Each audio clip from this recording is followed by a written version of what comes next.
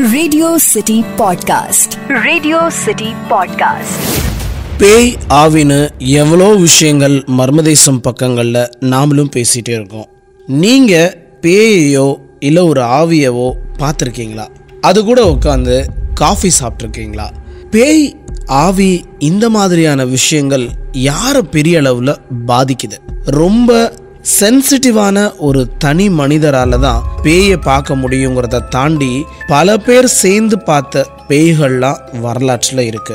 1978 வருஷம் ஒரு சாயங்கால நேரம் சவுத் ஆப்பிரிக்கால யூனியன் டேலுங்கிற ஊர்ல ஜார்ஜ் வெல்ட் அப்படிங்கிற ராணுவ வீரர் தன்னுடைய கேர்ள் ஃப்ரெண்டை பார்க்கறதுக்காக மோட்டார் சைக்கிளில் போயிட்டு இருக்கிறாப்ல. ஆளே இல்லாத ரோடு. அப்போ மரத்தடியில் ஒரு அழகான பெண் கருப்பு colour jeans blue colour tops அணிஞ்சு லிஃப்ட் கேட்குறாங்க. ஜார்ஜ் வெல்ட் எச்சரிக்கையான ஒரு ஆள் தான், இராணுவத்தில் இருக்கிறார் இல்லையா.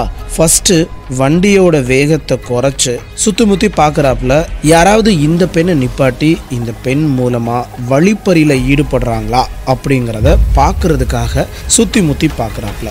வண்டியை நிப்பாட்டி அந்த பெண்ணை பின் இருக்கையில் ஏற்றிக்கிட்டாரு. கூடவே தான் வச்சிருந்த ஒரு ஸ்பேர் ஹெல்மெட்டையும் கொடுத்துருக்கிறாரு.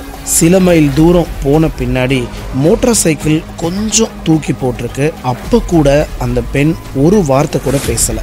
ஜார்ஜ் வெல்ட்டுக்கு சந்தேகம் வந்து வண்டியை நிறுத்தி திரும்பி பார்க்குறாரு. பின்னாடி சீட்டில் அந்த பெண்ணே இல்லை.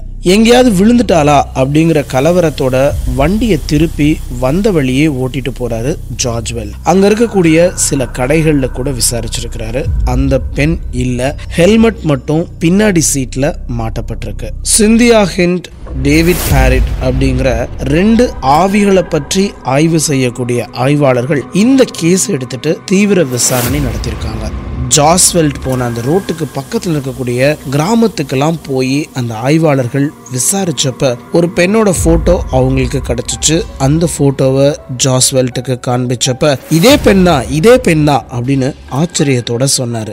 மேரி ரூ அப்படிங்கிற 22 வயது பெண் 1968 அவளோட காதலன் கூட கார்ல வந்தப்ப அந்த கார் அங்க ஒரு மரத்துல மோதி விபத்துல அந்த பெண் மரணம் அடைஞ்சிடறா. காதலன் பலத்த காயங்களோட உயிர் தப்பியிருக்கா. அந்த நாள்ல இருந்து அந்த சைடு வர்றவங்க கிட்ட லிஃப்ட் கேட்கறது மட்டும்தான் அந்த ஆவியோட வேலை. லிஃப்ட் கொடுத்தா கொஞ்ச தூரம் தள்ளி திரும்பி பார்க்கறப்ப அந்த பெண் அங்க இருக்க மாட்டா. இதோட சூட்சமம் புரியாம இன்னும் நிறைய பேர் அந்த பெண்ணுக்காக லிஃப்ட் கொடுத்துட்டே இருக்கிறாங்க. ஒரு மரத்துல மோதி இறந்து போன ஒரு பெண்ணோட ஆவி அந்த இடத்துல லிஃப்ட் கேட்க முடியுமா? இப்படிப்பட்ட சில அனுபவங்களுக்கு டெலிபதி மாதிரியான சில விஷயங்களையும் சொல்ல முடியாம மனோதத்துவ நிபுணர்கள் முழிக்கிறாங்க. விஞ்ஞானிகள் என்ன சொல்றாங்கன்னா இதெல்லாம் மன பிரம்மதான், ஹலூசினேஷன் அப்படின்னு சொல்லுவோம் இல்லையா.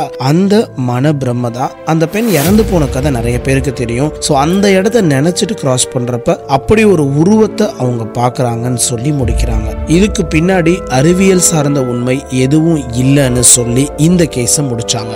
ஆனா ஜார்ஜ் வெல்ட்டுக்கு மட்டும்தான் இந்த அனுபவம் கிடைச்சிச்சுன்னு நீங்க நினைச்சா அதுதான் தவறு. அவரை மாதிரி நிறைய பேர்கிட்ட அந்த பெண் ஆவி லிஃப்ட் கேட்டதாகவும் அவங்களும் கொடுத்துட்டு கொஞ்ச தூரம் கழிச்சு திரும்பி பார்க்கறப்ப அந்த பெண் அங்க இல்லைங்கிறதையும் பதிவு செஞ்சிருக்கிறாங்க.